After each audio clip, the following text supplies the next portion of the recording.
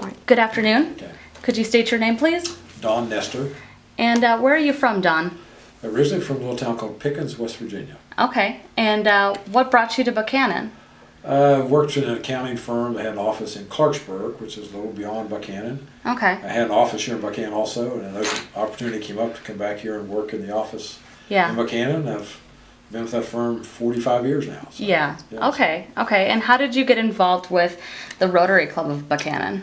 A member of the club and past president, a guy named Herb Welch, had asked Okay. me to come to a meeting, and it seemed like a good group of people. It was fun. It was the community leaders, and just kind of went through. Had good programs, good food, Yeah. and good time. So Yeah. And so back when you joined, this was what year? Do you remember? 1977. Okay. And so back in 1977, they did accept women at that time. What were your thoughts on that, honestly? It was one of the things that was common in clubs. You had women's clubs and men's clubs. So Right. it was kind of common to have that. Didn't have really any problem because a lot of the members brought their wives to meetings, and especially with special dinners. So it wasn't Okay. it wasn't like an exclusive kind of guys thing, but it was fine. Yeah, yeah. And you were president in 2000, or no, 97, I believe? Or was it later? I'm not sure exactly. I think it was 96. I know that when Frank Williams came to me and asked me to be president, he said that I had been a member of the club longer than anybody else who was not a past president. Yeah, yeah. So he encouraged me to be there, and I'm glad he did. Yeah, yeah. And so you mentioned earlier that one of your favorite things, one of your favorite events with Rotary is a blood screening. So how did that idea come about? The Bridgeport, West Virginia Rotary Club had a blood screening program, and they worked with the local hospital and did the testing, and it was a nice community project, a nice fundraiser. It was a good deal. Our fundraising at that time was having a 4th of July celebration, Yeah. which had a lot of work and no net income, and had the risk of the weather. Right. So it seemed like a good project for us, and it's just been growing every year. Mm-hmm. And you said the 4th of July was that you sold fireworks, or We raised money for fireworks. oh, you raised money for fireworks. We'd have it Okay. either down at West Virginia Wesleyan's football field or out at the high school at the football field at Buckhannon High School. And what would happen is, depending on the weather, if it wasn't the date we selected, the 3rd or 4th of July, then you had to regroup everybody the next day. Mm-hmm. You had to coordinate bands. You had to have people park cars and direct people around. And being the 4th of July, it was hard to get everybody there, so it was Right. always a kind of sparse crowd to do it. And when you figured all the costs and the cost of the fireworks, and even though a lot of people donated time and money, we never made any net Yeah. money. It all went into the program. Right, right. So what are some of your other favorite memories or experiences that you shared with Rotary? Were you allowed to, or did Rotary allow you to travel anywhere? I chose not to. Okay. But a lot of people did. We did special projects for different folks. Yeah. We did one special program for the Special Olympics kids and their families here in the community. Okay. We paid for some blow-up games, whether it was mountain climbing or Oh, nice. karaoke or Yeah. shooting basketball, or made dolls for the kids, and they had their families, them and their families came.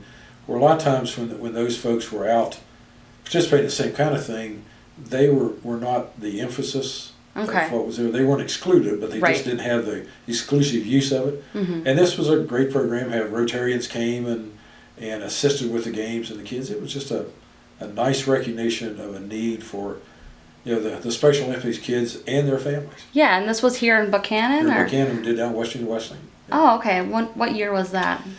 Oh, it was probably about the time just after this had been late 90s, early 2000s. Oh, okay. It was Yeah. just one of these special projects we did that was just kind of another win-win situation. Okay. Yeah. Cool, cool. And you said you were sponsored by Herb Welch then? Yes. Did you sponsor anyone?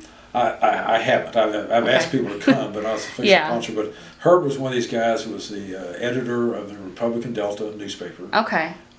which was the Republican answer to the Record Delta, which was Right. the Democratic Yeah, newspaper, yeah. that have since joined together. Mhm. But Herb was one of these very colorful, capable, open editors that Yeah. would put the paper to bed at night with usually a few drinks, and may have been found sleeping in his office the next day. But he had extremely interesting editorials and opinions, and shared those in the newspaper format. So what advice do you have for anyone interested in becoming a Rotarian? I think you need to have a desire to serve others, because it's service above self. Right. I think it's also being interested in what goes on in the community, because the programs are really good. Yeah. So you get some good information at the new meetings, and I think sharing your background with other people.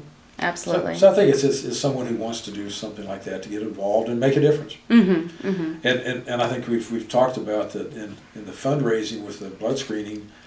I know in the 5 years that ended when I was in my president's term, I did a summary. We had raised over $250,000 in that 5-year time period. Oh, wow. And donated back to the community. Right. So I think Rotary has made a significant difference in the community here in Buckhannon and Upshur County, and in a lot of different ways, because you have variety from the different members of the board. And yeah. Yeah. And you said you're an accountant in town, right? Yes, I'm a CPA in town. So how do you balance, being a busy accountant and still managing to, go to Rotary meetings and events? Well, sometimes it's tough. I know the last year or so, I just have been out of town. It seems like on every Rotary meeting day. Yeah. But you just put that as a high priority. Like for instance, when I was on the board and president, it has to be at the top of your list. And so it's worked. We've done a lot of, I think, the projects like with the work in the parks in the community. Those things have gotten recognition. The use of the blood screen funds, just the fact that people do blood screening once or twice a year. Yeah. It gives a good opportunity, Yeah. And so aside from Rotary, what do you like to do in your free time? Like to play golf, like to work in the garden, in the yard, and spend some time just with family. All right. Well, thank you very much for your time, Don. I appreciate it. Okay. Thank you.